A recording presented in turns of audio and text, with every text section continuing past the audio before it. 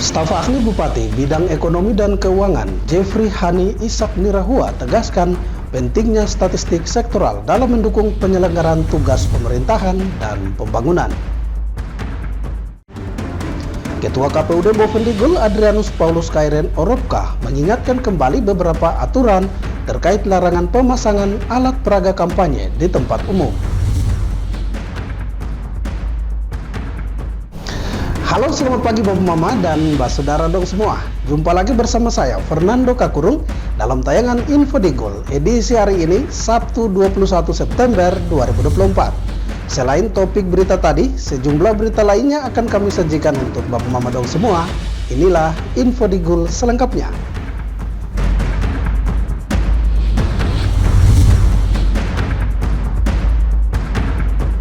Bapak Mama, kita ke berita pertama. Staf ahli Bupati Bidang Ekonomi dan Keuangan Jeffrey Hani Ishak Nirahua tegaskan pentingnya statistik sektoral dalam mendukung penyelenggaraan tugas pemerintahan dan pembangunan. Dalam pernyataannya, staf ahli Bupati Bidang Ekonomi dan Keuangan Serta Bovendigul Jeffrey Hani Ishak Nirahua menjelaskan, statistik sektoral digunakan untuk memenuhi kebutuhan instansi tertentu sehingga dapat meningkatkan efektivitas pengambilan keputusan. Menurutnya, statistik sektoral adalah statistik yang digunakan untuk memenuhi kebutuhan instansi tertentu dalam rangka penyelenggaraan tugas-tugas pemerintahan. Salah satu tugas BPS sebagai pembina data statistik adalah menerbitkan rekomendasi statistik atas usulan kegiatan sektoral yang diajukan oleh organisasi perangkat daerah. Seperti yang kita ketahui bersama, bahwa statistik sektoral adalah statistik yang digunakan untuk memenuhi kebutuhan instansi tertentu dalam rangka penyelenggaraan tugas pemerintah dan pembangunan. Salah satu tugas dari Badan Pusat Statistik sebagai pembina data adalah menerbitkan rekomendasi statistik atas usulan kegiatan sektoral yang diajukan oleh organisasi perangkat daerah. Kegiatan ini merupakan rangkaian awal dari perayaan Hari Statistik Nasional 2024 yang jatuh pada tanggal 26 September 2024. Dalam fokus grup discussion, statistik sektoral ini merupakan bentuk komitmen untuk memajukan penyelenggaraan statistik sektoral yang berkualitas di Kabupaten Bovendigul, serta memperkuat sistem statistik nasional dan satu data Indonesia di tingkat Kabupaten Bovendigul. Staf ahli Bupati mengajak semua pihak untuk meningkatkan kerjasama dalam pengumpulan dan pengolahan data statistik sehingga dapat menghasilkan informasi yang bermanfaat bagi pembangunan daerah. Melalui pendekatan yang lebih terintegrasi dalam pengolahan data, diharapkan pemerintah daerah bisa lebih responsif terhadap kebutuhan masyarakat dan meningkatkan kualitas layanan publik. Tim Liputan Digul TV, Dedi mengabarkan. Rekomendasi kegiatan statistik yang telah kami terbitkan. Sementara itu Bapak Mama, Badan Pusat Statistik Bovendigul menggelar fokus grup diskusi bertajuk Pengenalan Rekomendasi Statistik 2024. Kegiatan ini digelar sebagai rangkaian awal perayaan Hari Statistik Nasional yang akan jatuh pada tanggal 26 September 2024. Rekomendasi statistik sebagai acuan dalam pengambilan keputusan yang berbasis data. FGD ini merupakan upaya memperkenalkan rekomendasi statistik yang akan menjadi pedoman bagi berbagai kegiatan di tahun mendatang. FGD ini juga menghadirkan beberapa narasumber yang membahas berbagai aspek statistik, mulai dari metode pengumpulan data hingga penerapan data dalam kebijakan publik. Diskusi interaktif memungkinkan peserta untuk berbagi pengalaman dan tantangan yang dihadapi dalam pengelolaan data statistik di OPD masing-masing. Kepala BPS Bovendigul, Novita Damayanti menyebutkan, rekomendasi kegiatan statistik atau romantik merupakan bentuk persetujuan dari BPS terhadap kegiatan statistik yang dilakukan atau diusulkan oleh suatu produsen data. Kegiatan statistik atau romantik, persetujuan yang diterbitkan oleh BPS terhadap kegiatan statistik yang dilakukan atau diusulkan oleh suatu produsen data. Dalam hal ini adalah dinas maupun badan yang ada di pemerintah daerah Kabupaten Bovendigul. Kalau disebut singkat itu OPD. Ya, jadi romantik ini adalah kami buat dari BPS untuk memfasilitasi Bapak Ibu semuanya. Dan ini berlaku di seluruh Indonesia yang ada kabupaten. Bukan yang ada BPS-nya, tapi yang ada kabupatennya, termasuk Bovendigul. Novita juga mengungkapkan dengan kegiatan ini diharapkan dapat meningkatkan pemahaman tentang pentingnya statistik dalam pembangunan daerah serta memfasilitasi kolaborasi antara BPS dan instansi dalam menyusun rekomendasi yang lebih relevan dan aplikatif. Sebagai bagian dari perayaan Hari Statistik Nasional, acara ini menandai langkah awal dalam meningkatkan kesadaran seluruh instansi di Kabupaten Bovendigul akan pentingnya data statistik sebagai landasan dalam pengambilan keputusan yang lebih baik untuk pembangunan berkelanjutan. Dengan semangat kolaborasi dan inovasi, para peserta berharap dapat membawa perubahan positif dalam pengelolaan data statistik di seluruh Indonesia. Tim Liputan Digul TV, Dedi mengabarkan. Selamat pagi dan salam sejahtera bagi kita semua. Bapak, Mama, dan Mbak Saudara dong semua, jangan kemana-mana, Info Digul akan kembali sesaat lagi, tetaplah bersama kami.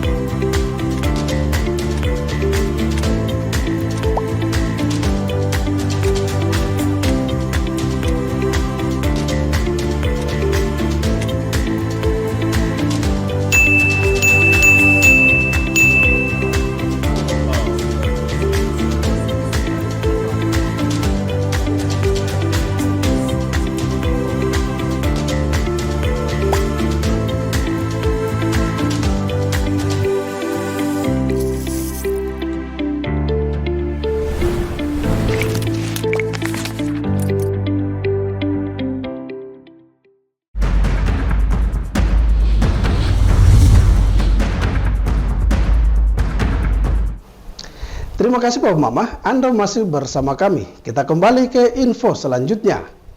KPUD Bovendigul menggelar rapat koordinasi penentuan pemasangan alat peraga kampanye dan lokasi rapat umum kampanye dalam pemilihan calon bupati dan wakil bupati tahun 2024. Menjelang tahapan penyelenggaraan pelaksanaan kampanye yang akan berlangsung dari tanggal 25 sampai 23 November 2024, Komisi Pemilihan Umum Bovendigul menggelar rapat koordinasi penentuan pemasangan alat peraga kampanye dan lokasi rapat umum kampanye dalam pemilihan calon bupati dan wakil bupati tahun 2024. Kegiatan yang berlangsung di aula kantor KPUD Bovendigul ini dihadiri Komisioner Bawaslu, Forum Komunikasi Perangkat Daerah, Kepala Kesbangpol dan Satuan Polisi Pamong Praja, serta para LO dari masing-masing bakal pasangan calon bupati dan wakil bupati Bovendigul. Berdasarkan rapat koordinasi bersama tentang titik pemasangan alat peraga kampanye, maka Ketua KPU Bovendigul Adrianus Paulus Kairen Oropka belum bisa memastikan tempat yang layak untuk aktivitas kampanye. Namun hal ini menjadi catatan pihaknya untuk mencari dan menentukan tempat-tempat yang layak dalam mendukung aktivitas kampanye. Untuk sementara tempat yang telah disepakati di distrik Mandobo, ada 6 titik yang akan dijadikan sebagai tempat pemasangan alat peraga kampanye. Ada yang pertama ada di Simpang Idaman, Hotel Idaman. Yang kedua ada di titik 0. Yang ketiga di Simpang Bandara Polsek. Terus yang keempat itu di di pasar, Simpang Pasar itu kilo 3. Simpang Pasar sebelum masuk pasar. Terus ini yang keempat ya. Yang kelima itu di di WET, di Simpang WET Pasar itu, masuk ke dalam WET itu. Terus yang keenam itu di sebelah kantor bupati itu, depan akad itu. Diakui Paulus Oropka, 6 titik yang sementara ini menjadi kesepakatan bersama adalah tempat yang sudah sering digunakan untuk pemasangan alat peraga kampanye, di mana hal ini pun sudah mendapat persetujuan dari pemerintah daerah melalui staf ahli bupati bidang pemerintahan, hukum, dan politik yang turut hadir pada saat rapat koordinasi bersama. Sementara untuk di 19 distrik lainnya, diakui Ketua KPUD Bovendigul pihaknya harus menyurat kepada kepala distrik dan kepala kampung untuk meminta izin karena mereka yang memiliki wilayah administratif. Memang terkait dengan terlepas dari distrik Mandobo dan khusus Kota Tanah Merah, dari 19 distrik ini kita perlu menyurati ke kepala distrik yang usahanya juga ke kampung, karena yang pertama ini menyangkut wilayah administrasi masing-masing pemerintah distrik maupun pemerintah kampung, seperti begitu. Jadi kami dalam hal ini bisa menyediakan tempat, tapi takut jangan sampai ketika pemasangan alat peraga ini sering ditolak. Ini kan yang pasang APK ini masing-masing tim dari pasangan calon masing-masing begitu. Tim Liputan Digul TV, Ones mengabarkan. Bapak Mama, Ketua KPUD Bovendigul Adrianus Paulus Kairen Oropka mengingatkan kembali beberapa aturan terkait larangan pemasangan alat peraga kampanye di tempat umum. Mengacu pada Peraturan Komisi Pemilihan Umum Nomor 2 Tahun 2024 tentang tahapan penyelenggaraan pelaksanaan kampanye, maka KPU Bovendigul akan menyelenggarakan tahapan kampanye dari tanggal 25 September sampai 23 November 2024. Meski demikian, dalam pelaksanaan tahapan kampanye, tentu ada beberapa aturan yang harus ditaati oleh pasangan calon beserta tim pemenangan maupun simpatisan. Ketua KPUD Bovendigul Adrianus Paulus Kairen menyebutkan, dalam aturan PKPU terdapat beberapa larangan saat berkampanye, seperti pemasangan alat peraga pada tempat-tempat umum dan tidak pada tempat yang dijadikan kesepakatan bersama. Ya, memang di sini kampanye terkait dengan kampanye, di situ ada juga larangan kampanye. Namun di sini kan kita belum tetapkan jadwal kampanyenya. Di situ juga nanti kita ada di sini yang punya tugas dalam hal ini partisipasi masyarakat, kita juga akan koordinasi dengan teman-teman. Kalau larangan kampanye kan sudah jelas. Sama pemasangan alat peraga kampanye itu ataupun bahan kampanye, contohnya tidak boleh pemasangan bahan kampanye itu contohnya di pohon-pohon, nah itu kan dilarang. Terus kita pasang alat peraga kampanye di fasilitas pemerintah, terus di gereja, tempat-tempat ibadah, baik di tempat-tempat fasilitasi sekolah-sekolah macam pendidikan, itu kan tidak boleh, itu larangan-larangan dalam kampanye. Tim Liputan Digul TV, Ones mengabarkan. Bapak Mama dan Mbak Saudara dong semua, info Digul akan kembali sesaat lagi. Jangan kemana-mana, tetaplah bersama kami.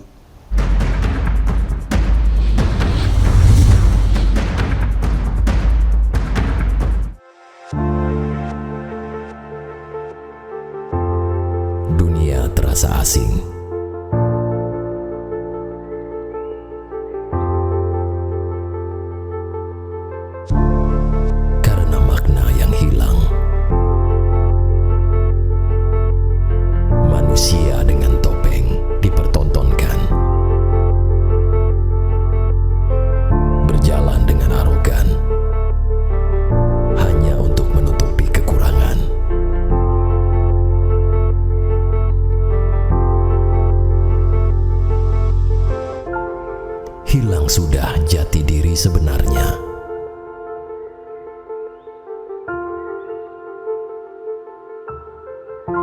Jujurlah, walaupun menyakitkan.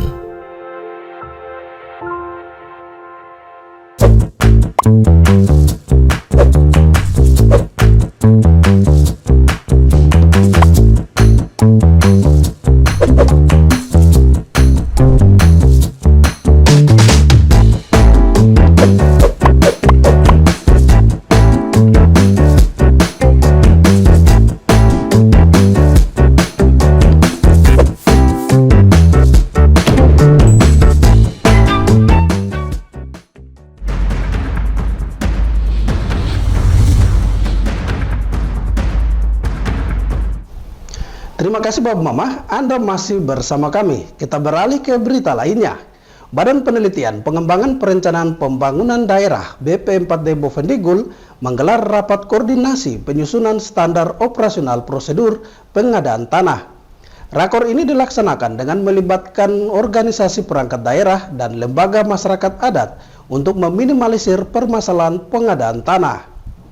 Badan Penelitian Pengembangan Perencanaan Pembangunan Daerah Bovendigul menggandeng beberapa OPD teknis termasuk lembaga masyarakat adat dalam rakor penyusunan standar operasional prosedur pengadaan tanah. Kegiatan yang dilaksanakan di Aula BP4D Bovendigul ini dilaksanakan untuk mendapatkan kesepakatan bersama, di mana kesepakatan tersebut akan dibuat menjadi satu regulasi hukum yang mengatur tentang kepemilikan tanah, sehingga pengadaan tanah yang dilakukan oleh pemerintah bisa berjalan dengan baik dan tidak menimbulkan masalah antara pemilik tanah yang satu dengan lainnya. Tujuan BP4D menggandeng beberapa OPD teknis, LMA, kepala distrik, dan kampung karena mereka memiliki kewenangan penting dalam mengurus tanah, khususnya tanah adat yang ada di Kabupaten Bovendigul.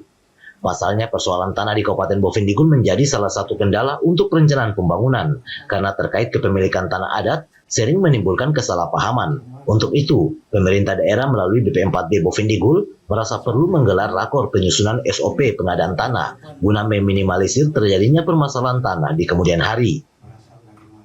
Bagaimana kita menghilangkan kayu palang ini? Yang pertama kita buat dulu satu kesepakatan bersama.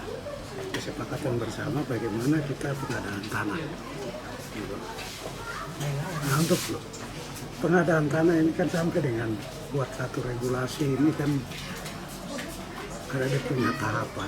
Tahapan yang pertama kita siapkan dia punya naskah. Jadi sudah 2 kali kegiatan ini, kegiatan yang kedua ini kita siapkan dia punya naskah. Naskah akademi orang biasa bilang. Nanti dari setelah naskah akademi ini baru kita coba tindak lanjut lagi dengan dia punya kerangka pengaturan. Kerangka pengaturan. Nah kalau sudah jadi kerangka pengaturan itu berarti proses legislasi daerah itu pokoknya di bagian hukum berempuk kegiatannya. Tapi pada intinya kita sekarang ini lakukan kajian. Tahun lalu sudah kita buat itu sampai dengan di formulir yang tadi tahapan ada 17 tahapan yang harus dikerjakan. Nah, untuk melengkapi 17 tahapan ternyata ada satu formulir yang belum kita buat, itu terkait dengan pengelolaan tanah ini. Nah, itu yang tahun ini coba kita buat, dia punya pengelolaan tanah. Nanti kalau ini sudah selesai, selanjutnya paling minimal itu, misalnya dia jadi keputusan bupati itu terkait dengan formulir yang tadi, dengan dia punya tahapan prosesnya. Itu ya mungkin nanti baru kita dorong ke produk hukum, dia masuk ke keputusan. Kabid Fispra menambahkan, persoalan tanah adat di Kabupaten Bovendigul sering ditemukan pemalangan dari pemilik tanah, sehingga pemerintah harus membuat suatu kesepakatan bersama agar memiliki dasar aturan yang jelas mengenai pengadaan tanah. Diakui David Katong, dalam penyusunan SOP pengadaan tanah ada beberapa tahapan seperti naskah akademik, selanjutnya ditindaklanjuti dengan kerangka pengaturan, hingga proses registrasi daerah menjadi satu produk hukum yang merupakan keputusan bupati. Diharapkan melalui aturan SOP pengadaan tanah bisa menjawab permasalahan tanah yang sudah terjadi, sehingga tidak menghambat proses pembangunan di daerah ini. Tim Liputan Digul TV, Anis mengabarkan. Apakah di Boven itu ada aturan adat? Bapak Mama, kita beralih ke dunia pendidikan. Siswa-siswi SMK Negeri 1 Tanah Merah jurusan Rekayasa Teknologi melaksanakan praktek kerja pada Dinas Badan Kantor maupun dunia industri di lingkungan Pemda Bovendigul.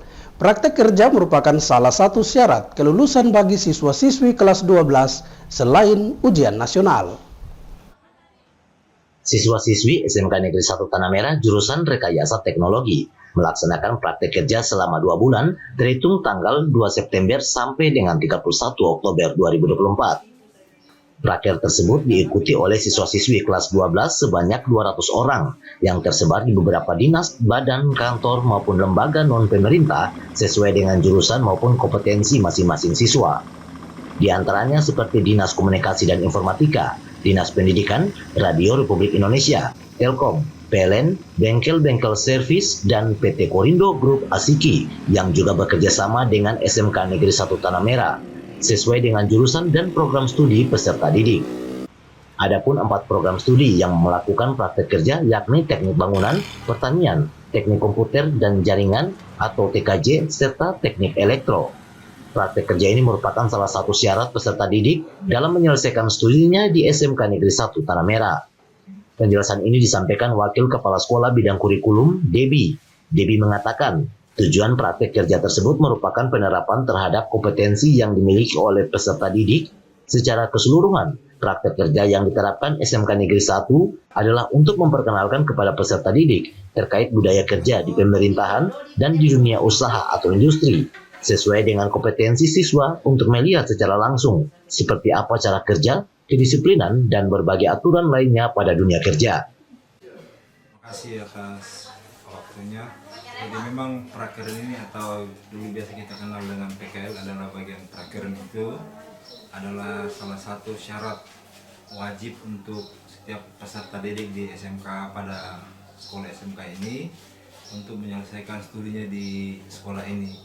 Jadi selain ujian nasional yang biasa kita kenal dulu, salah satu syaratnya adalah prakerin ini harus diselesaikan pelaksanaan kegiatannya yang kurang lebih 2 bulan ini yang sudah kami laksanakan. Jadi awal sekolah kami berdiri 2005 ini kami sudah melaksanakan PKL atau prakerin itu sampai saat ini. Dan tujuannya itu adalah di tempat atau kegiatannya dilaksanakan di dunia usaha atau dunia industri yang berkaitan dengan kompetensi siswa yang bersangkutan.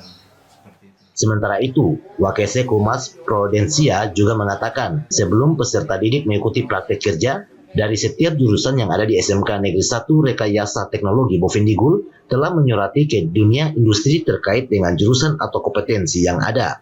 Sementara terkait jumlah siswa yang diminta ditentukan oleh setiap OPD atau perusahaan swasta yang beroperasi di Bovendigul. Melalui praker ini diharapkan para peserta didik dapat lebih banyak belajar dan mengetahui tentang bagaimana situasi dunia kerja yang dihadapi, sehingga pengalaman ini menjadi bekal bagi mereka di kemudian hari setelah lulus dari bangku sekolah. Tim Liputan Digul TV, Anis mengabarkan. Bapak Mama dan Mbak Saudara dong semua, dengan berakhirnya informasi tadi sekaligus mengakhiri perjumpaan kita dalam Info Digul pagi ini. Terima kasih atas kebersamaan Anda dan terimalah salam persaudaraan kita. Nup bagen, gup bagenep, nup bagen. Saya ada karena kamu ada karena saya ada. Saya Fernando Kakurung mewakili seluruh kerabat redaksi yang bertugas. Mohon pamit undur diri. Selamat pagi dan sampai jumpa.